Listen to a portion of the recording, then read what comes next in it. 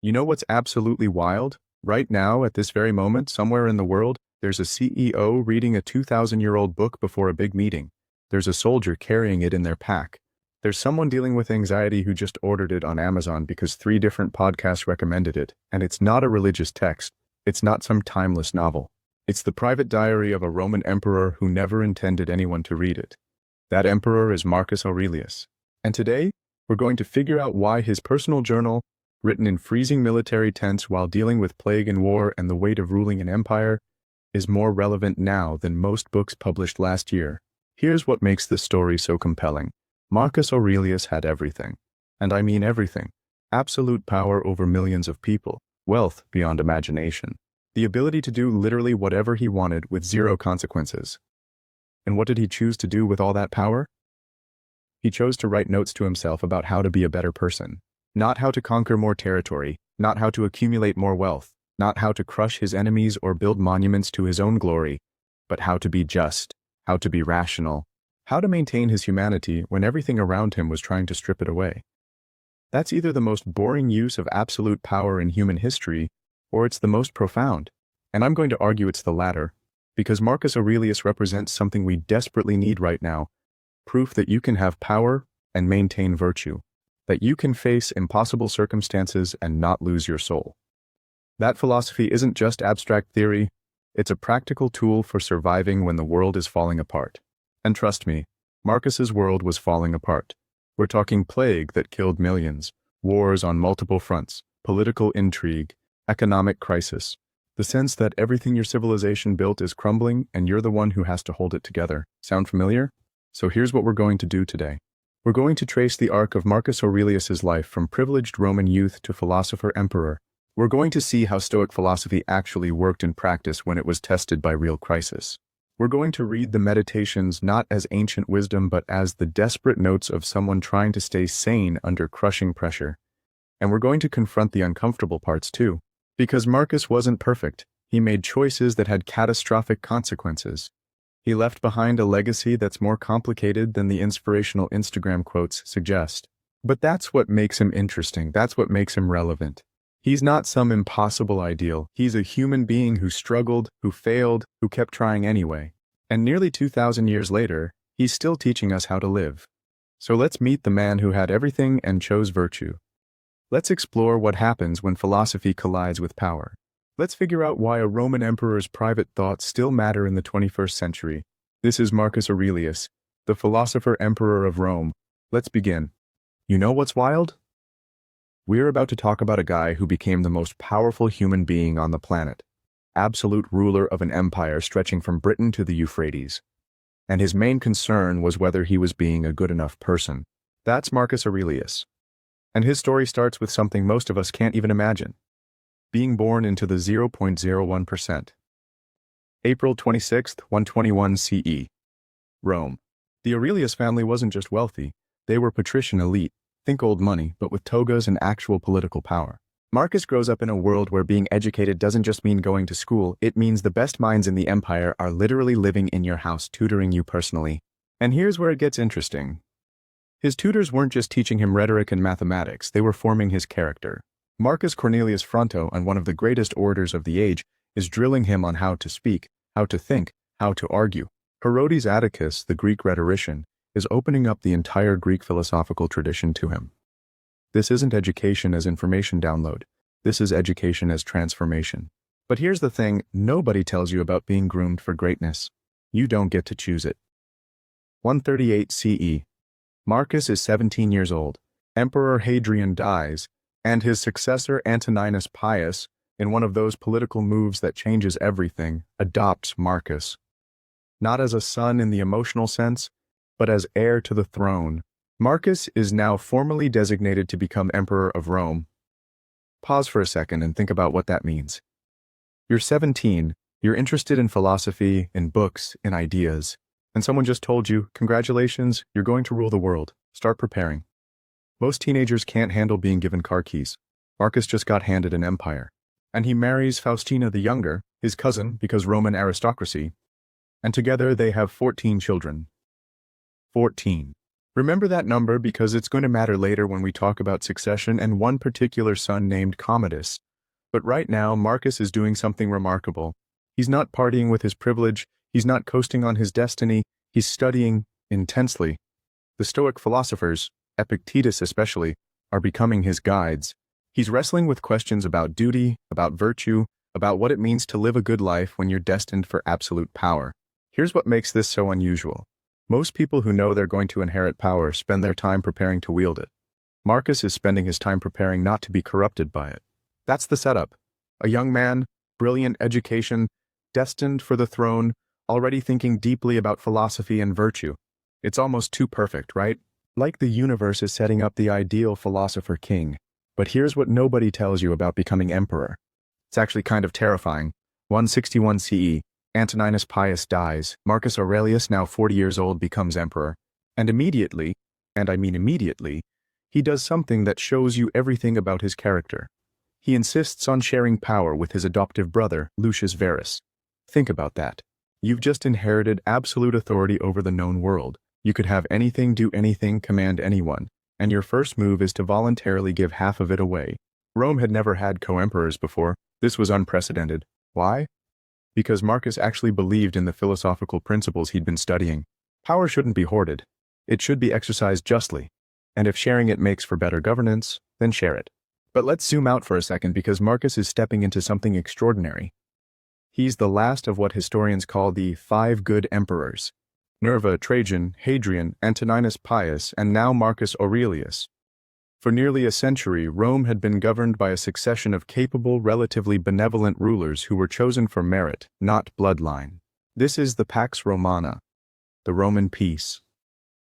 200 years of relative stability, prosperity, and cultural flourishing.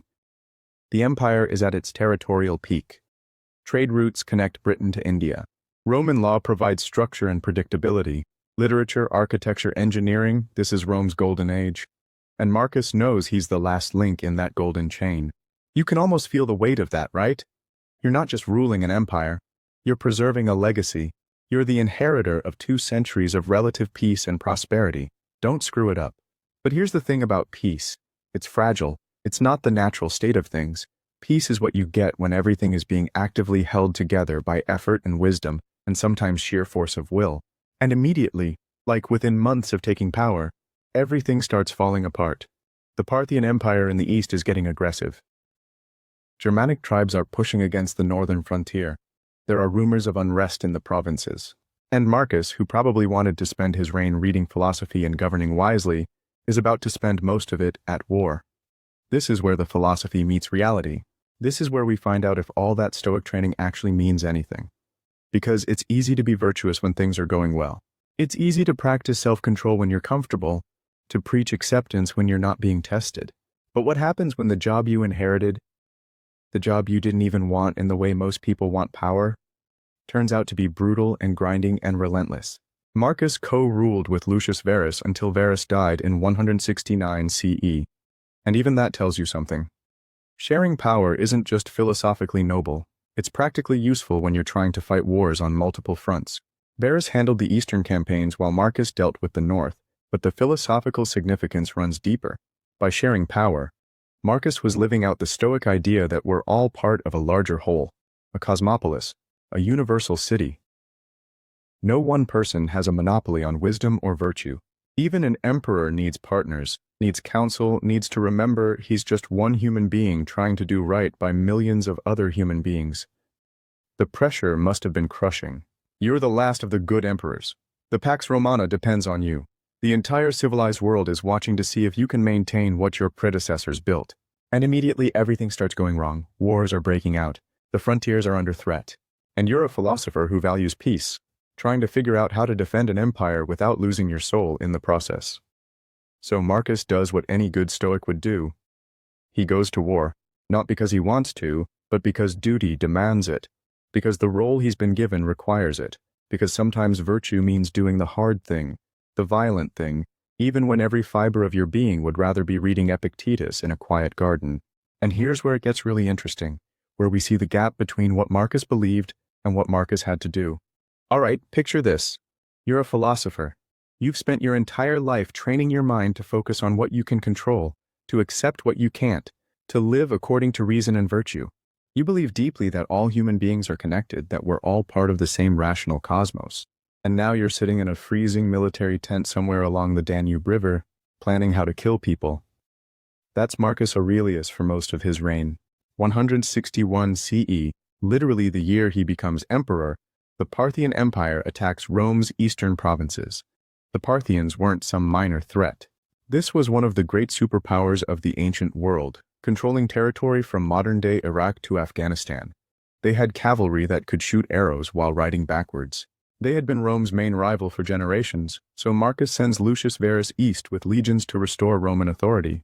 And they succeed. By 166 CE, they've pushed the Parthians back, reasserted control over Armenia, even sacked the Parthian capital. Military victory, empire defended. But here's what nobody expected. The army comes back with a plague. We'll get to that in a minute, because it deserves its own reckoning. But first, the north explodes. 166 CE. Germanic tribes, Marcomanni, Quadi, Sarmatians, a whole coalition of peoples Rome had barely paid attention to, cross the Danube frontier. And this isn't a raid, this is an invasion. They push deep into Roman territory, they besiege cities. At one point, they get within striking distance of northern Italy itself. This is the nightmare scenario for any Roman emperor. The northern frontier, the limes, is supposed to be secure. It's supposed to be where civilization ends and barbarism begins. And now it's collapsing. Marcus has to go, personally. The emperor himself, leading legions, living in military camps, coordinating strategy. This isn't delegated to generals. This is all hands on deck. The empire is at stake. The emperor sleeps in a tent kind of warfare, and it goes on, and on, and on. The Marcomannic Wars last from 166 to 180 CE, basically the rest of Marcus's life. 14 years of grinding, brutal frontier warfare. Not glorious conquests, not expanding the empire, just desperately trying to hold the line against wave after wave of attacks. Think about what that does to a person. You wanted to be a philosopher. You wanted to govern wisely, to make the empire more just, to live according to virtue. Instead, you're spending years in military camps, making life and death decisions, watching young men die, ordering violence, living with the constant threat of defeat. And here's the thing that absolutely floors me. It's during these campaigns in these military tents that Marcus writes the Meditations, not in a comfortable palace in Rome, not in some peaceful retreat, in a war zone. While dealing with plague, rebellion, political intrigue, and the constant pressure of keeping an empire from falling apart, he's writing things like, "The impediment to action advances action. What stands in the way becomes the way." He's not theorizing about adversity from a position of comfort. He's living it. He's writing philosophy as a survival mechanism, as a way to maintain his sanity and his virtue while the world is literally trying to kill him. There's something almost unbearably human about that, right? The most powerful man in the world, alone with his thoughts, trying to remind himself of basic Stoic principles because otherwise the horror and the pressure and the sheer grinding difficulty of it all might break him. The Marcomannic Wars were brutal in ways that don't make for good movies. No dramatic single battles that change everything. Just year after year of campaigning, supply lines, disease, small victories followed by new threats.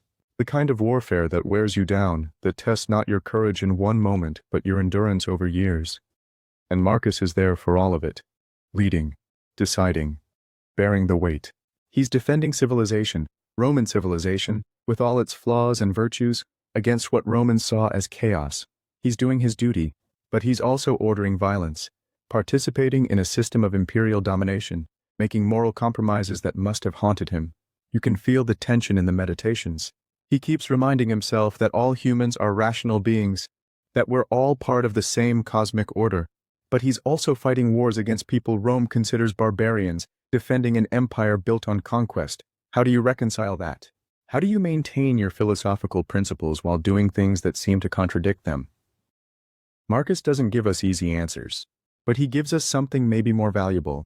The example of someone trying, someone wrestling with the contradictions, someone refusing to abandon virtue even when virtue seems impossible. The irony is devastating. A man who valued peace spending most of his life at war. A philosopher who believed in universal human reason commanding legions to kill. An emperor who wanted to govern justly trapped in the machinery of imperial violence. And through it all he's writing, reminding himself, holding himself accountable to standards higher than military victory or political survival. But war wasn't even his biggest problem. Because while he's fighting on the frontiers, something else is sweeping through the empire. Something that makes the Germanic invasions look manageable by comparison. 165 CE. The legions return from the Parthian War victorious. They've defended Rome's eastern frontier, reasserted imperial authority, brought back spoils and glory. They also brought back death. The Antonine Plague, probably smallpox, possibly measles, we're still not entirely sure, sweeps through the Roman Empire like wildfire. And when I say sweeps, I mean it devastates everything it touches. 5 to 10 million people dead? Let that number actually land for a second. 5 to 10 million. In an empire of maybe 60, 70 million people, that's roughly 10-15% of the entire population gone. Cities depopulated, villages abandoned. The army, the military force Marcus desperately needs to defend the frontiers, and decimated. And Marcus is watching it all happen. The emperor of Rome, supposedly the most powerful human being on earth, completely powerless to stop a microscopic enemy he can't even see. Imagine being in his position. You've been trained since childhood to rule, to lead, to solve problems. You have absolute authority over millions of people. And you can't do anything. People are dying in the streets. The empire is hemorrhaging population. Your soldiers are falling sick before they can even reach the battlefield. This is where philosophy stops being abstract and becomes brutally, immediately practical. Because what do you do when you can't fix the problem? When there's no military strategy, no political solution, no amount of imperial power that makes a difference? When you have to watch the world fall apart and keep functioning anyway? You practice Stoicism, not as theory, as survival. Marcus organizes what relief efforts he can. He maintains military readiness even as the plague ravages his legions. He keeps the government functioning. He doesn't retreat to safety. He stays visible, stays engaged, continues to lead even as the crisis unfolds around him.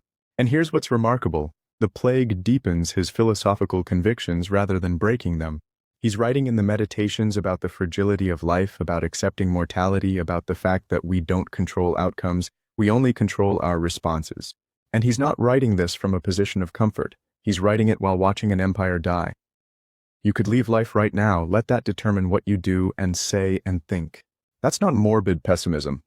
That's a man staring death in the face. His own potential death, the death of everyone around him, and finding a way to keep living with purpose and virtue. The plague didn't just kill people, it destabilized everything. Provinces that had been peaceful became restless. The economy contracted. Tax revenues collapsed. The army couldn't recruit enough healthy men, and the Germanic tribes on the northern frontier, they saw weakness and pressed harder, so Marcus is dealing with plague and war simultaneously. The two greatest crises of his reign happening at the same time, feeding off each other. The plague weakens the army, which emboldens the Germanic invasions, which requires more troops, which spreads the plague further. It's a nightmare feedback loop. And through it all, Marcus maintains what the Stoics called apatheia. Not apathy in our modern sense, but freedom from being controlled by circumstances beyond your control. Equanimity in the face of chaos. But let's be honest about what that actually means. It doesn't mean he wasn't affected.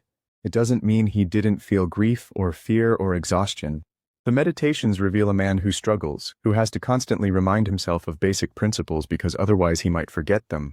When you wake up in the morning, tell yourself, the people I deal with today will be meddling, ungrateful, arrogant, dishonest, jealous, and surly. That's not someone who's naturally serene. That's someone who knows he needs to prepare himself mentally just to face the day. Someone who's using philosophy as armor against despair. The plague killed his co-emperor Lucius Verus in 169 CE. It probably killed several of his children, though the records are unclear. It killed friends, advisors, soldiers, citizens. It killed indiscriminately, the way plagues do, making a mockery of Roman power and imperial authority. And Marcus couldn't stop it. All he could do was keep going, keep leading, keep trying to be virtuous in circumstances that made virtue feel impossible. This is the crucible. This is where we find out if Stoic philosophy is just pretty words, or if it's actually a way to live through the unbearable. Marcus chose the latter. He led through the crisis with duty and discipline. He didn't abandon his responsibilities. He didn't retreat into cynicism or hedonism or despair. But the cost must have been extraordinary.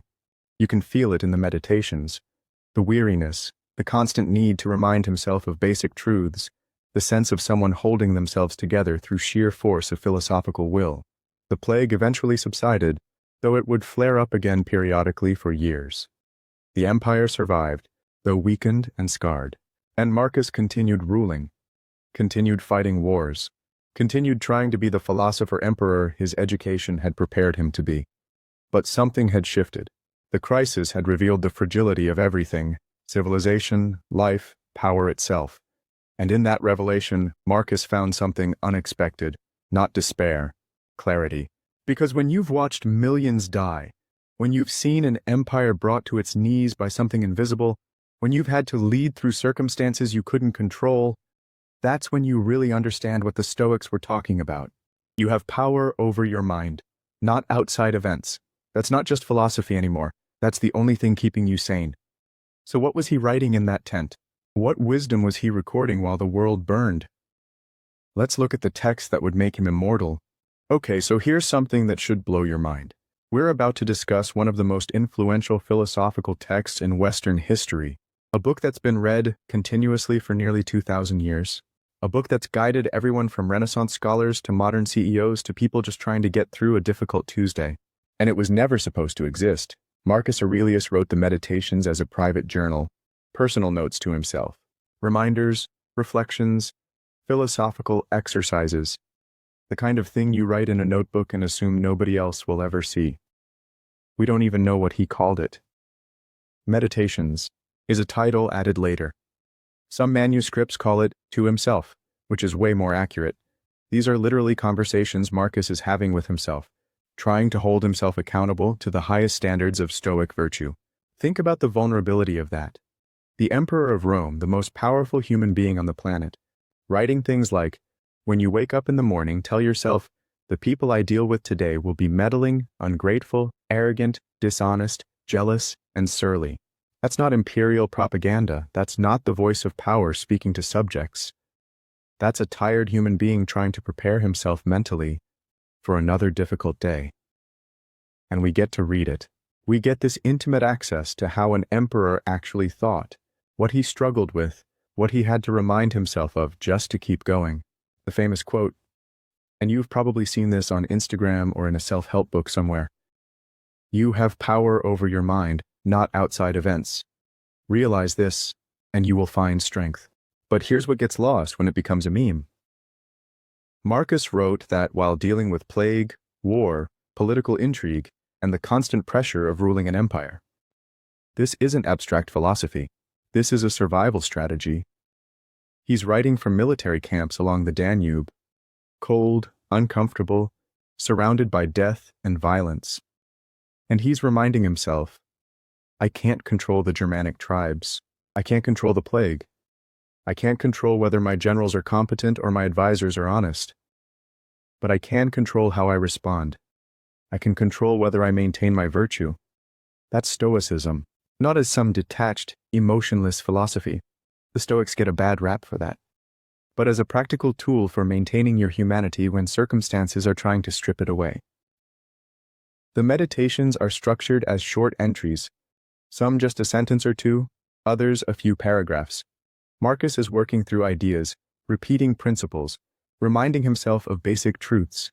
It's almost like he's debugging his own mind, catching himself when he starts to drift toward anger or despair or self-pity. How much time he gains who does not look to see what his neighbor says or does or thinks, but only at what he does himself to make it just and holy. Translation: stop worrying about what other people are doing. Focus on your own character. Mind your own business in the deepest sense, the business of being a good human being. But there's also this cosmic perspective running through the whole text.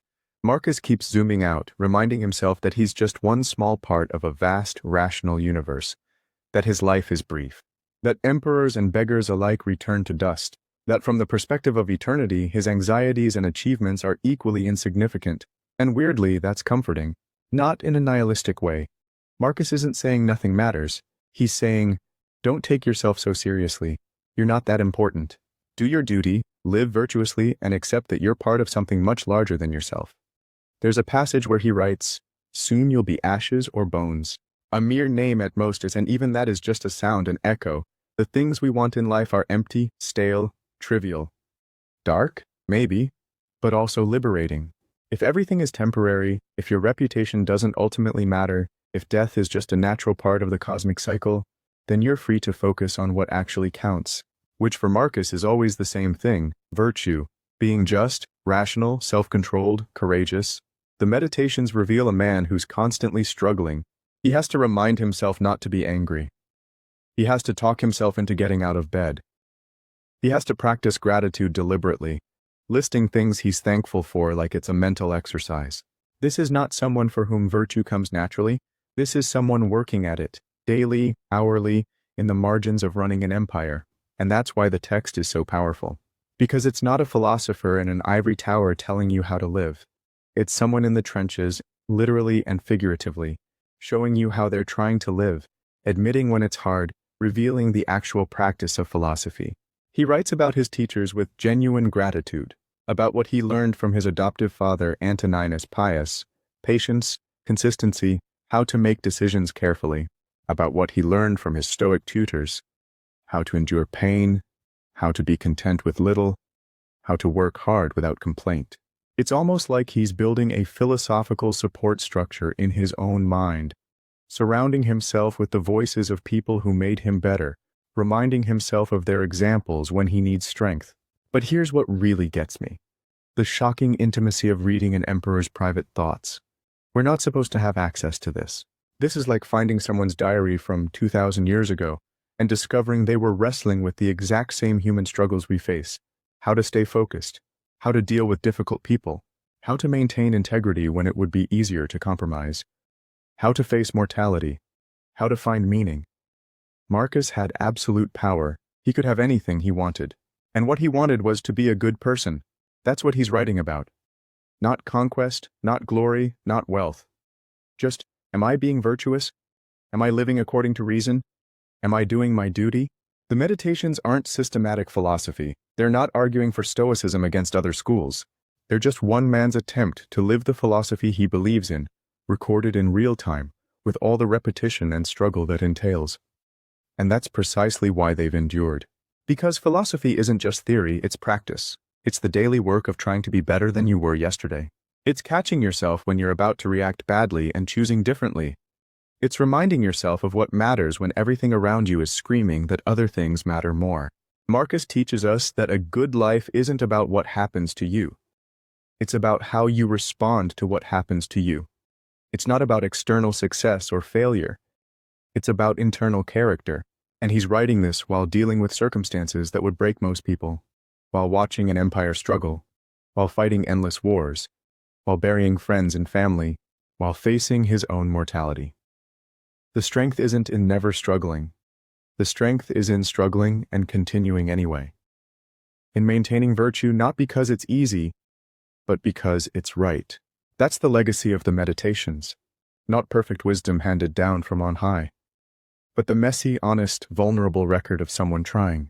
Someone using philosophy as a tool for living, not just for thinking. And nearly 2,000 years later, we're still reading it, still finding ourselves in his struggles, still being challenged by his example. All right, let's pause here and catch our breath. We've covered a lot: the making of an emperor, the crises that tested him, the philosophy that sustained him. When we come back, we'll look at what that philosophy actually meant in practice, how Marcus tried to govern according to Stoic principles, and what his legacy really is. So we've got this emperor who's writing philosophy in a military tent, who's dealing with plague and war and all the impossible pressures of ruling an empire. The question is, did any of it actually matter? Was this just intellectual masturbation, or did his Stoic philosophy actually change how he governed? Here's the thing. It did, and we can see it. Let's start with justice. Because for Marcus, justice wasn't just one virtue among many, it was the cornerstone of everything. The Stoics believed in 4 cardinal virtues: wisdom, courage, self-control, and justice. But Marcus kept coming back to justice as the foundation. Why? Because justice is inherently social. You can be wise alone. You can be courageous alone. You can practice self-control alone. But justice only exists in relation to other people. It's about how you treat others, how you fulfill your obligations, how you contribute to the common good. And Marcus took this seriously in ways that were unusual for a Roman emperor. He didn't see himself as above the law. He consulted with legal experts.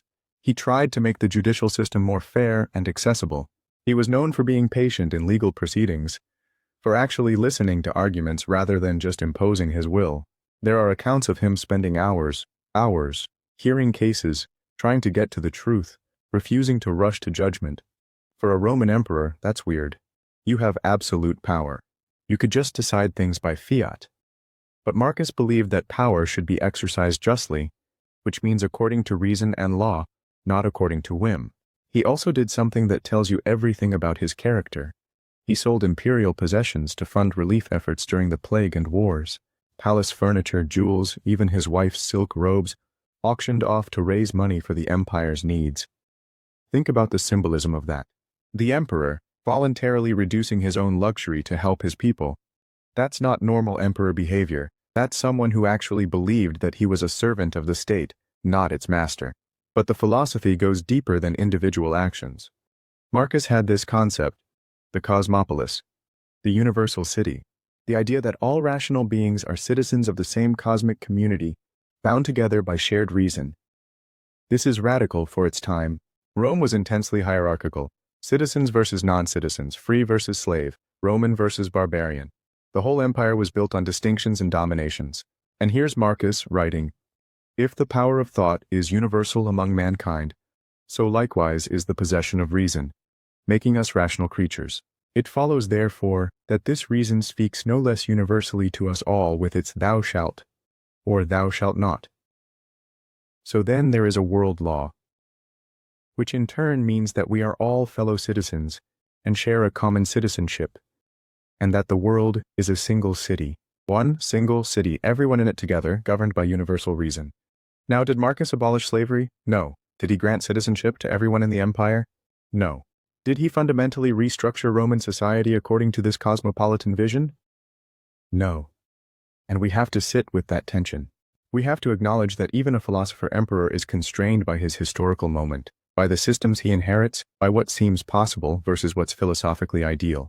But the idea matters. The fact that an emperor is thinking this way matters, because it plants seeds. It creates a different way of seeing the world. And ideas have consequences, even if they take centuries to fully manifest. Marcus also practiced what the Stoics called appropriate action, doing what your role requires of you. He had a duty as emperor, and that duty wasn't optional just because it was difficult or unpleasant. This is where Stoicism gets really practical. You don't get to just opt out of your responsibilities because they're hard. You don't get to abandon your post because you'd rather be doing something else. You have a role in the cosmic order, and virtue means fulfilling that role to the best of your ability. For Marcus, that meant governing even when he wanted to study philosophy, fighting wars even when he valued peace, making difficult decisions even when every option seemed bad, staying in the freezing military camps along the Danube even when he could have been comfortable in Rome. Duty, not as grim obligation but as meaningful participation in something larger than yourself. And self-mastery? This is the one that runs through everything. Marcus is constantly reminding himself to control his reactions, to not be swept away by anger or pleasure or fear, to maintain rational control over his own mind. There's a passage where he writes, "If you are distressed by anything external, the pain is not due to the thing itself, but to your estimate of it, and this you have the power to revoke at any moment." That's not saying external things don't matter. It's saying your suffering is often amplified by your judgment about what's happening, not by what's actually happening. And you can change that judgment. This is the ultimate power move, right? Not controlling the empire, controlling yourself, not commanding legions, commanding your own mind. And Marcus practiced this daily. He had a morning meditation routine where he'd prepare himself for the day. He'd remind himself of Stoic principles. He'd visualize challenges he might face. He'd practice gratitude deliberately. This is ancient cognitive behavioral therapy. This is mindfulness practice 2,000 years before it became trendy. This is someone using philosophy as a practical tool for mental health and moral development. So what did Stoic governance actually look like? It looked like an emperor who tried to be just even when it was inconvenient, who shared power when he could have hoarded it, who lived relatively simply despite having access to unlimited luxury, who treated people with respect regardless of their status, who worked incredibly hard at a job he probably didn't want but felt obligated to do well. It wasn't perfect. Marcus was still a Roman emperor, still part of an imperial system built on conquest and domination, still made decisions we'd find morally questionable, still had blind spots shaped by his culture and time, but he tried.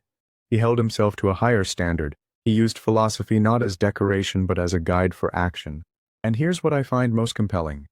He did all this knowing it might not matter, knowing that his efforts might fail, knowing that he couldn't control outcomes, only his own character.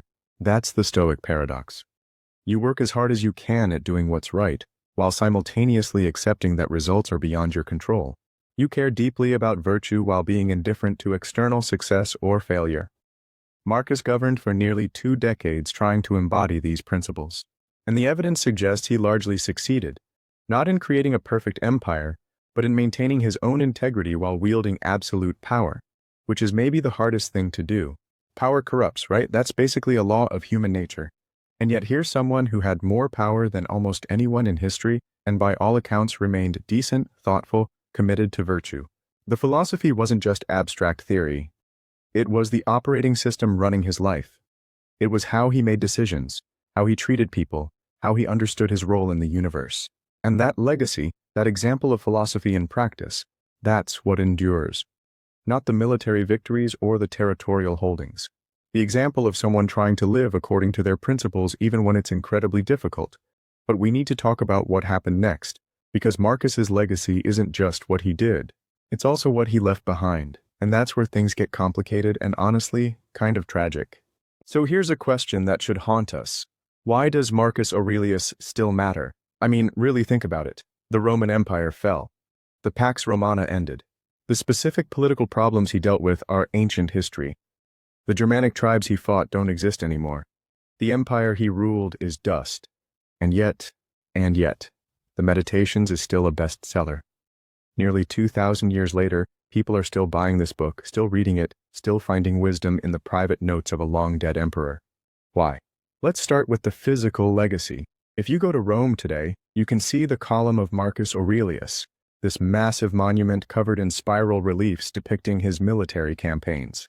It's still standing in the Piazza Colonna, 100 feet tall, meticulously carved scenes of Roman soldiers fighting Germanic warriors.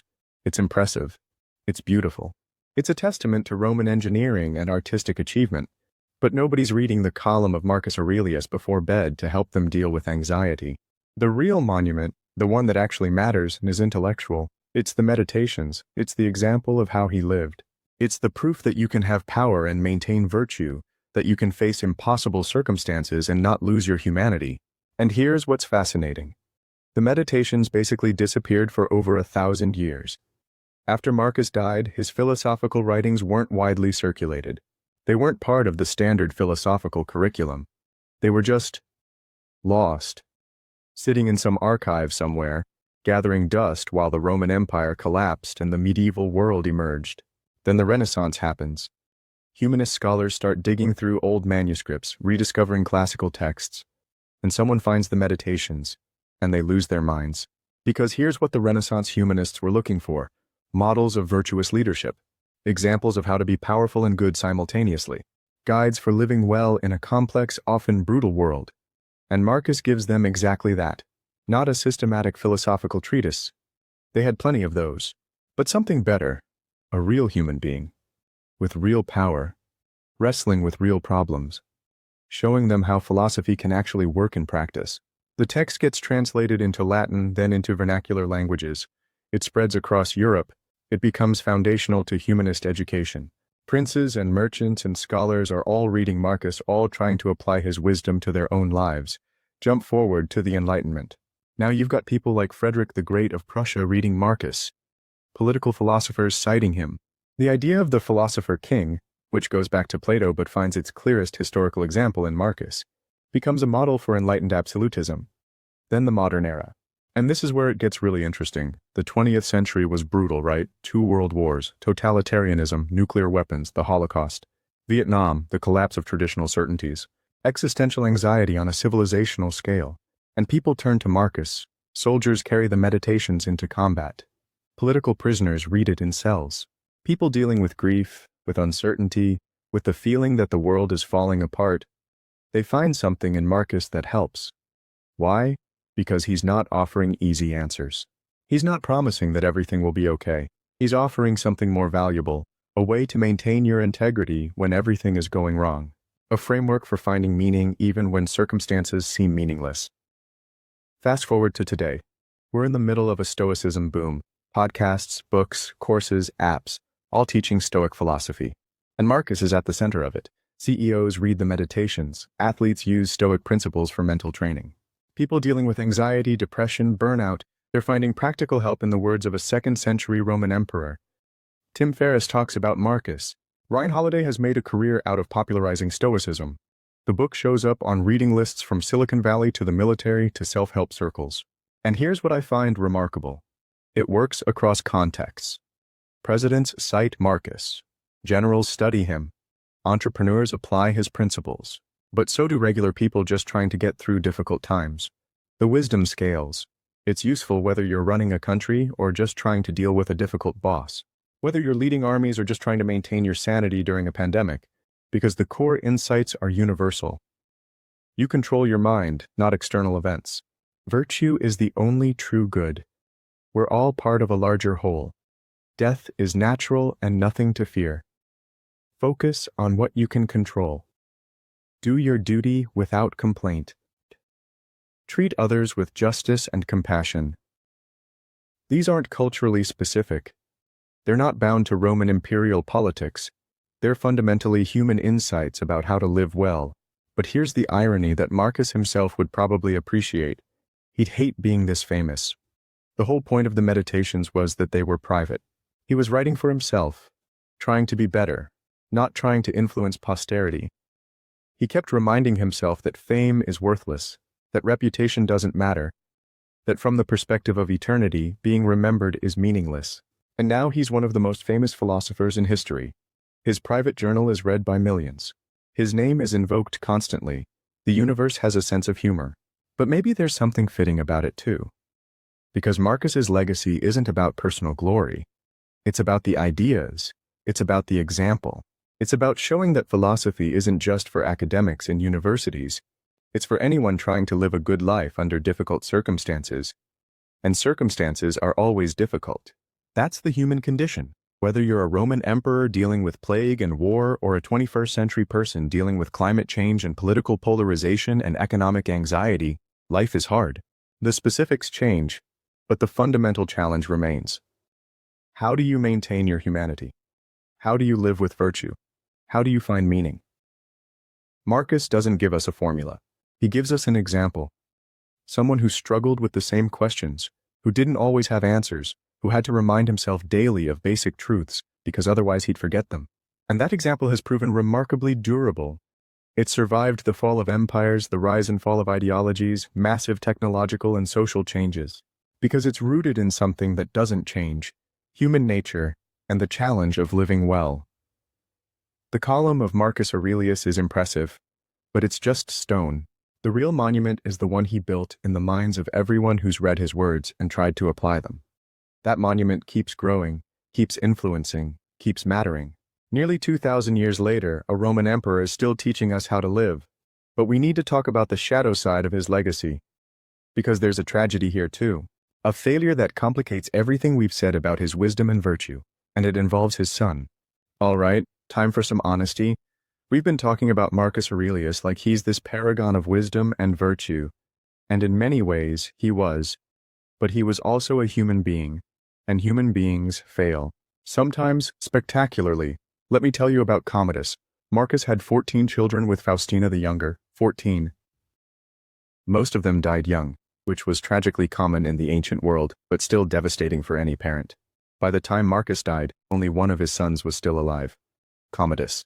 And here's where the story gets complicated because Commodus was not his father. From 177 CE, Marcus made Commodus his co-emperor. He was preparing his son to succeed him, training him in governance, giving him responsibility, and when Marcus died in 180 CE, probably from plague, fittingly enough, Commodus became sole emperor at age 18. And almost immediately, everything Marcus had built started to unravel. Commodus was erratic, paranoid, obsessed with gladiatorial combat. Not as a spectator, but as a participant. The emperor of Rome, fighting in the arena, sometimes against wounded or handicapped opponents to guarantee victory. He renamed Rome after himself. He declared himself the reincarnation of Hercules. He executed senators on suspicion of conspiracy. This is not Stoic virtue. This is not rational governance. This is the opposite of everything Marcus stood for. And historians mark Commodus's reign as the beginning of the end of Rome's golden age. The Pax Romana is over. The era of the 5 good emperors is done. Rome enters a period of instability, crisis, and eventual decline. One bad emperor. That's all it took. Now here's the question that should haunt us. Is this Marcus's fault? Think about it. Marcus was a philosopher who believed deeply in education, in character formation, in the power of reason and virtue. He had access to the best tutors in the empire. He could have given Commodus every advantage, every opportunity to develop into a wise and virtuous ruler. And it didn't work. So what happened? Did Marcus fail as a father? Did he spend so much time on the frontiers, fighting wars and writing philosophy, that he neglected his son's moral education? Did he assume virtue could be inherited, or taught through example alone? Or is this the ultimate Stoic lesson, that you can't control other people, not even your own children, that you can do everything right and still fail, that some things are genuinely beyond your power? We don't have great records of Marcus's relationship with Commodus, but we have his letters and they reveal something important. Marcus was warm, affectionate, deeply devoted to his family. There are letters where he writes about missing his children, about wanting to be home with them, about the simple joys of family life. This wasn't a cold, distant philosopher. This was a man who loved his family deeply and felt the pain of separation when duty called him away. But loving your children and successfully raising them to be virtuous are two different things. And here's the philosophical problem this creates. Can virtue be taught? The Stoics believed it could. They believed that with proper education and practice, anyone could become wise and good. That was the whole point of philosophy. It was supposed to transform you. But Commodus is evidence against that thesis, or at least evidence that it's more complicated than the Stoics wanted to admit. Maybe virtue can't be transmitted directly. Maybe each person has to discover it for themselves, struggle for it themselves. Maybe you can create conditions for virtue to develop, but you can't force it into being. Or maybe, and this is darker, maybe Marcus made the wrong choice in making Commodus his heir.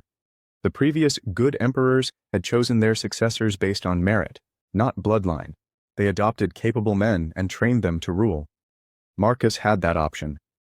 He could have chosen someone else, but he didn't. He went with his biological son, breaking the pattern that had given Rome a century of good governance. Why? Family loyalty? Love? The assumption that his son would naturally inherit his virtues? The pressure of having a biological heir when previous emperors hadn't? We don't know. But the consequences were catastrophic. And here's what makes this so tragic. Marcus knew. He had to know. By the time he made Commodus co-emperor, the kid was already showing signs of being unstable. There are accounts of Marcus being troubled by his son's character, but he did it anyway. Maybe hoping Commodus would grow into the role.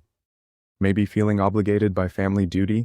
Maybe unable to imagine breaking the bond between father and son even when reason suggested he should. This is where the philosopher meets the human being. Where principle collides with love. Where the ideal of rational decision-making runs into the messy reality of family and emotion and hope. Marcus spent his life trying to master himself, trying to live according to reason, trying to do what was right regardless of personal feelings. And in this most crucial decision, who would inherit the empire? He couldn't do it. Or wouldn't do it. The irony is devastating. The last of the good emperors, whose reign represented the pinnacle of Roman civilization, personally ensured that it would all fall apart by choosing his son over merit. But maybe there's something human in that failure. Something that makes Marcus more relatable, not less. Because who among us can be perfectly rational when it comes to our children? Who can set aside love and hope and just coldly assess their capabilities?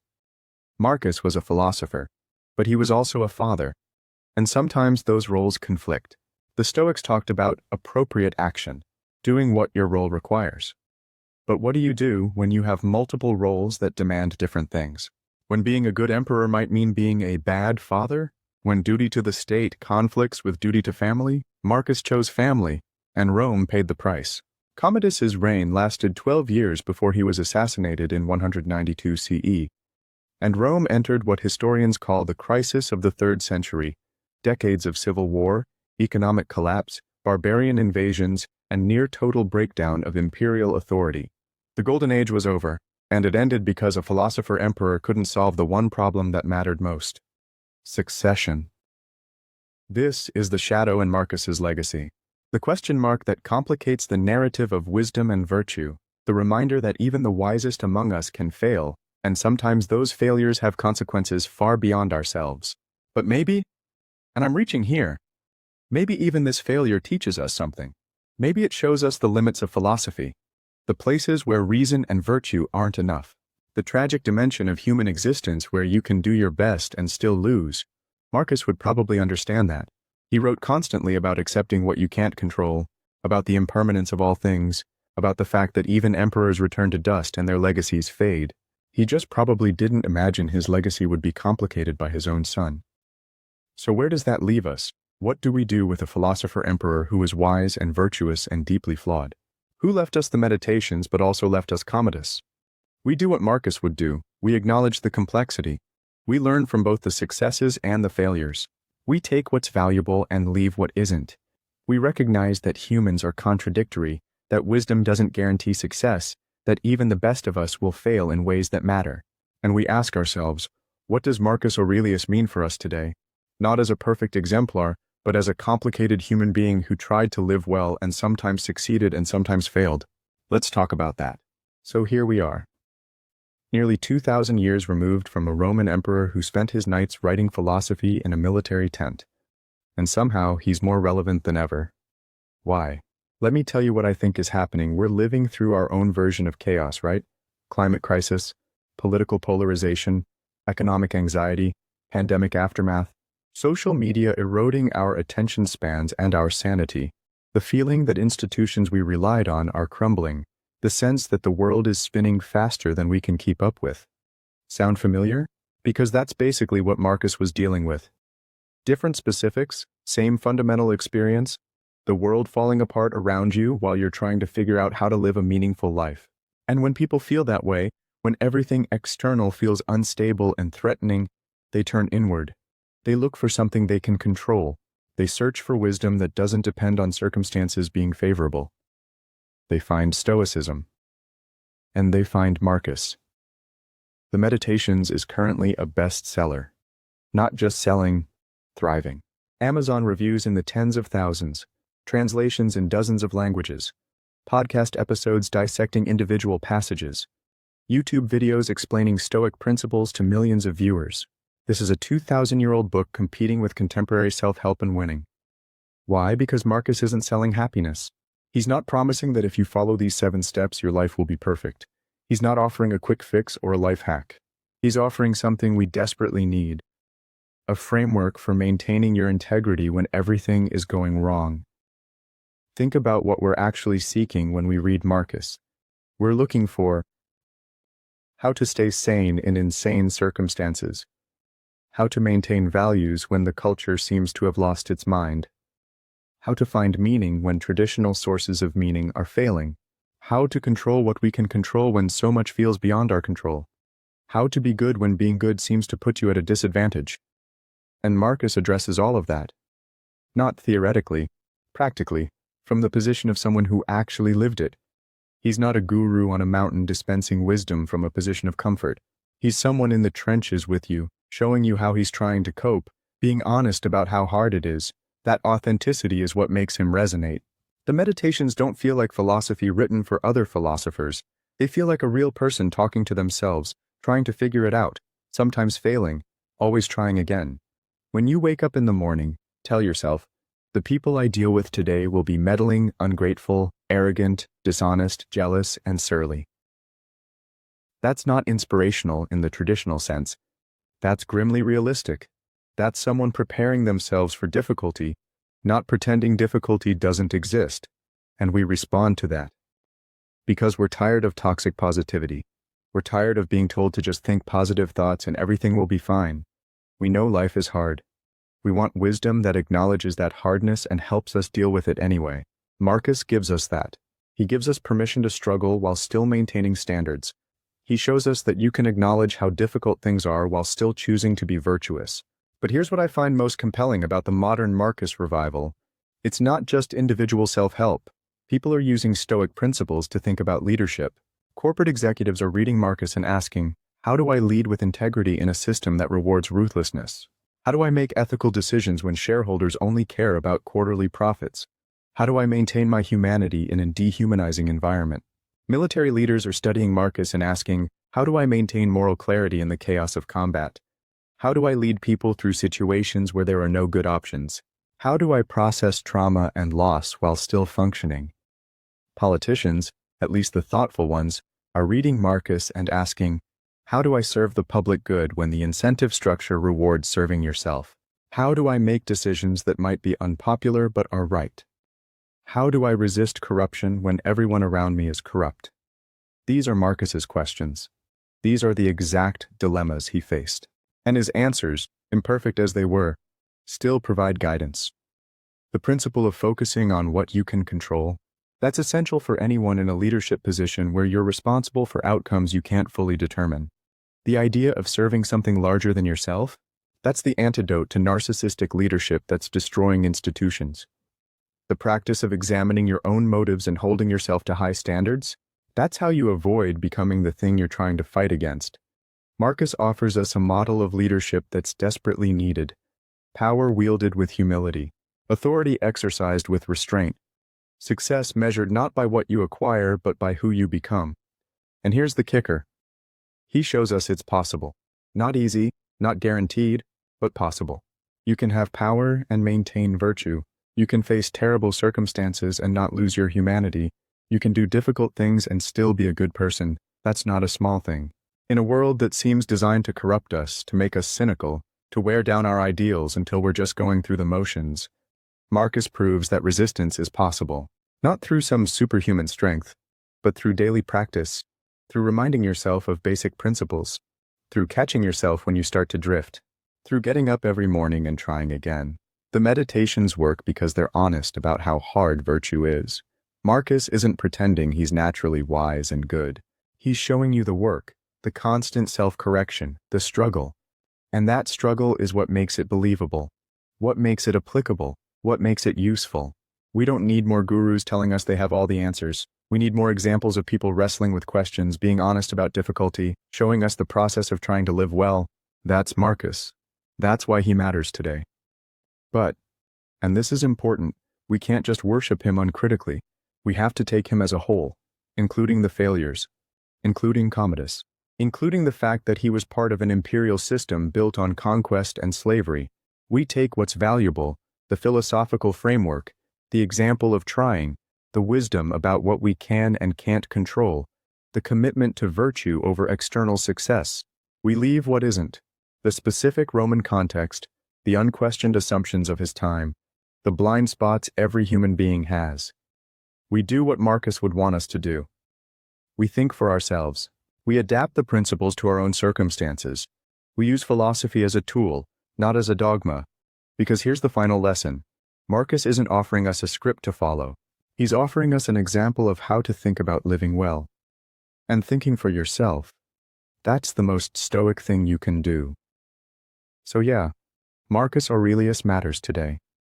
Not because he was perfect, but because he showed us that imperfect people can still strive for virtue, that struggling is part of the process, that you can fail and still be worth learning from. In a world that demands certainty, Marcus offers us something better. Honest uncertainty coupled with committed action, the willingness to try even when you're not sure, the courage to maintain standards even when outcomes are beyond your control. That's timeless.